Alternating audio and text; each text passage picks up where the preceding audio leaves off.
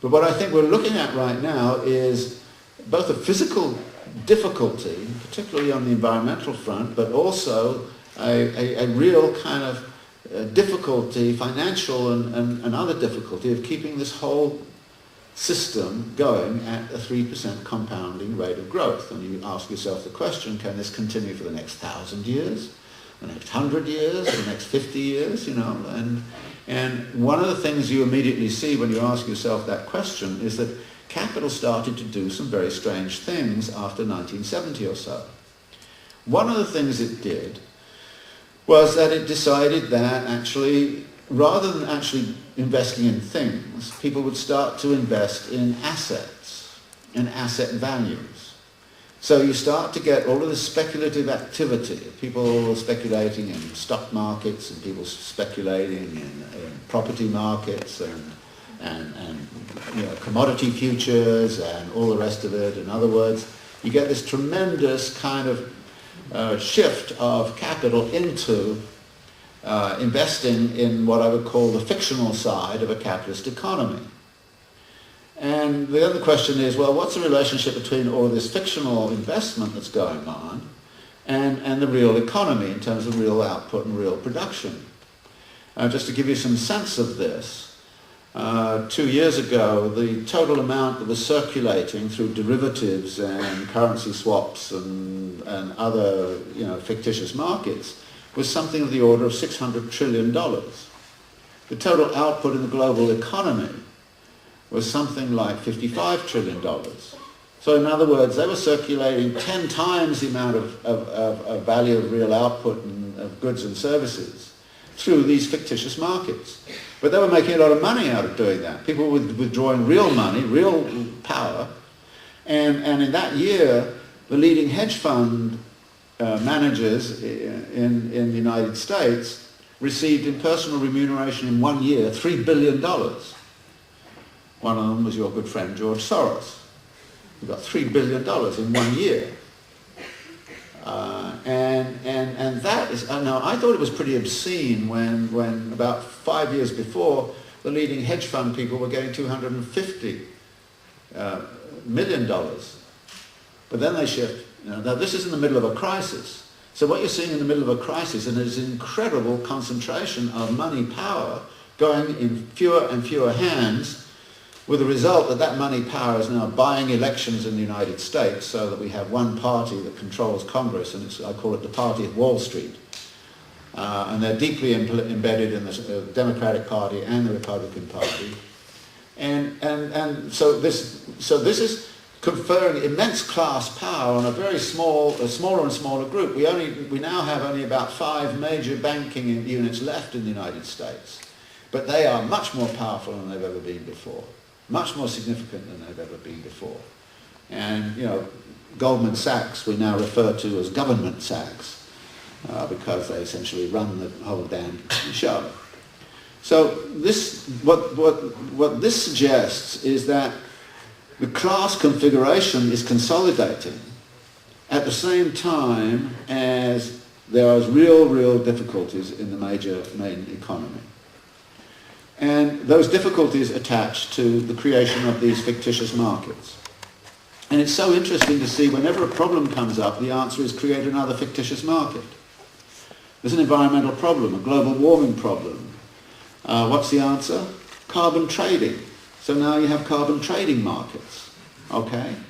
They're great for speculating in. They have nothing whatsoever to do with controlling the environmental question, but they're great for speculating. Al Gore, who is supposed to be a great sort of environmentalist, his great contribution to the environmental cause was to go to Kyoto and say, the only solution is a market-based solution. Create a new market.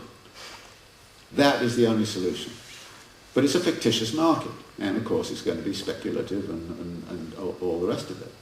So that's one of the things that's going on. The other thing that's very interesting is that as capital, there's been a double movement. Back in the 1970s, one of the big problems was the control of labour. Labour was pretty powerful at the end of the 1960s, 1970s. By a variety of manoeuvres in the 1970s, the power of labour was effectively broken, and by the time you get to about 1986, labour has been disempowered. almost everywhere, and not, you know, there's always residual places where it's not been the case, but effectively it's been disempowered. It's been disempowered in part by offshoring and by allowing capital to move very freely. But you could only get capital to move very freely if you had a kind of deregulated financial system that assisted capital to move very freely all around the world. So, you know, deindustrialization, I've already mentioned, disempowered workers in the United States and made a really radical difference. So you cured the labour problem, and the result of that is that the share of labour in national income in all of the OECD countries has declined. It's even declined in China, which means that wages and workers are getting less and less and less of the pie. The result of that is that there's a real issue then as to who you sell your product to. If workers don't have the money, then who on earth do you sell it to? And how do you sell it? Well, one of the answers was, well, give the workers credit. And so we get the rise of the credit system. The financial people go and say to workers, well, you know, you can borrow to do this and that and that and this. And so household debt in the United States and Britain has tripled over the last 30 years. But real incomes have not risen. And so there's this kind of gap, as it were, so that an effective demand problem starts to emerge within the system. Now, the effective demand problem also poses something else, which is very, very interesting. If capital just produced things, the effective demand problem would have been very, very, very serious. For instance, I'm still using the forks that my grandmother had made in Sheffield in, I don't know, 1860. Now, if capital made things like that lasted, then, you know, it wouldn't have a market after a bit. I mean, we'd all have our forks and that would be it, you know. I mean, there would be a little market associated with So capital has started, and has been doing it actually for some time now, doing a number of things. One is they make things that break. The other thing is that they make things that get, you know, very quickly rendered obsolescent. I mean, computers are great. I mean, if you sit and you have a computer that's more than 3 years old, people look at you like, you know, what's the matter with you, you know? I mean, you haven't got one of the fast ones yet, you know? I have this old Mac that sits on my desk from about 15 years ago, and people go, oh my God, look at that. So you get the then you get the high rate of innovation, iPods and iPads and so, you know, all this kind of stuff. But then the other thing, it turns out, is very good, is to invest in spectacle. That is, the production of spectacle is instantaneously consumed. And actually, this has actually transformed much of what urban life is about, is the production of spectacle. And I think Guy Debord was very prescient when he started to write in 1967 about the society of the spectacle. But he wrote about it from a critical kind of perspective, and I don't know whether the capitalists read it or not, but if they did, they'd say, yeah, that's a good idea. Why don't we go off and produce spectacles? And the result is that actually the spectacles get more and more spectacular. Vast amounts of money get spent on the production of a spectacle. The simple example here is look at the opening ceremonies of Olympic Games over the last 30, 40 years. Look what an enormous spectacle it's become, and how much money is spent on it. And what's interesting is most of the cities that run it go bankrupt afterwards. And it's no accident that Greece, the Olympic Games, has gone bankrupt since.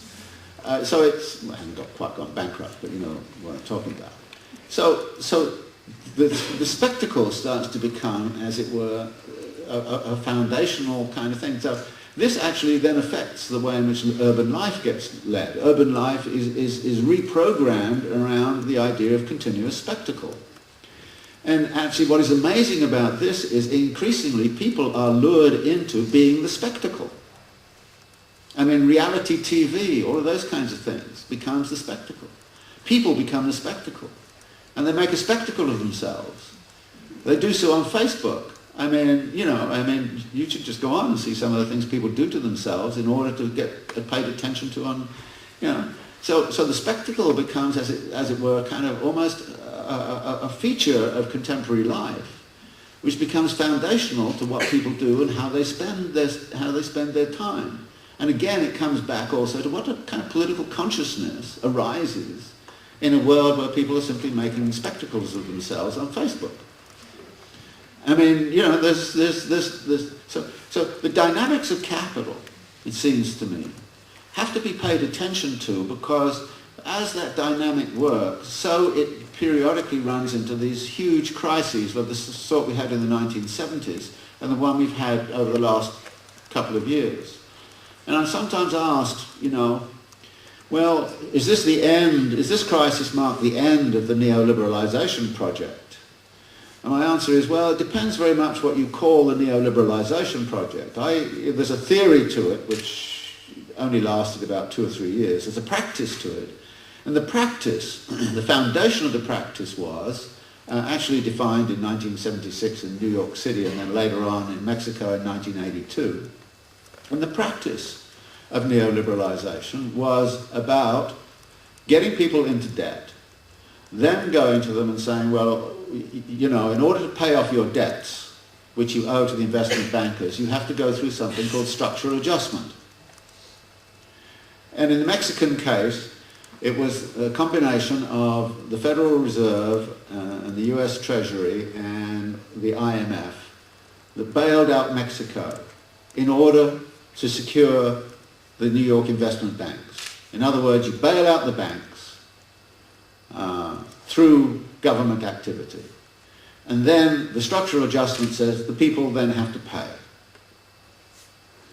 So what we've gone through is, of course, a phase in this crisis where there was a lot of bailing out of the banks. It's still going on to some degree in Ireland right now, which is then associated with a fiscal crisis of the state apparatus.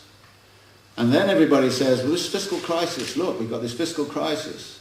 How are we going to deal with it? Austerity. In other words, sock it to the people. And that was the formula of neoliberalization that was set up around 1972. Save the banks and sock it to the people. And that is exactly what is going on. And the only interesting question is, when will the people rise up and say, forget it, go sock it to the bankers? You know, we have to do something along those lines. So the neoliberalization project is not necessarily at an end at all. If anything, it's consolidating and deepening. The only thing that has happened is the legitimacy of the project is seriously under question. That is, the storyline that free markets, free trade, you know, all of that, and personal responsibility is going to take us to the promised world, that the process, utopia, of the neoliberal project is going to bring us to this wonderful, wonderful world in which we're all going to be much better off. That storyline is very hard to maintain anymore. But the fact is that the ruling elites don't care about that storyline. They never did. They always knew it was completely wrong, because as far as they were concerned, the whole storyline was actually sat out there for everybody to listen to and say, oh yeah, okay, all right, one of these days wealth and good, you know, good material living standards will come to me, but not. But in effect, what happened is it just was absorbed by the incredible concentration of wealth which was already occurring in the 1980s and 1990s, and now has gone really, really, really obscene. Right now, for example, the number of billionaires in India doubled in 1 year last year. The wealth of the wealthiest in the United States has really, really concentrated. So we're facing increasingly class domination, which is so obvious and so kind of rampant. And they're doing all the kinds of games they usually do by, you know, funding the Tea Party and all of those kinds of crazy groups they can find in the United States to try to disrupt politics, at the same time as they basically are regulating Congress, so Congress doesn't do anything at all. So here is the situation. And it seems to me that this is a situation that when you start to see it very clearly for that is what it is, then surely your mental conceptions will have to change. But like I said, working on mental conceptions is only one aspect of it.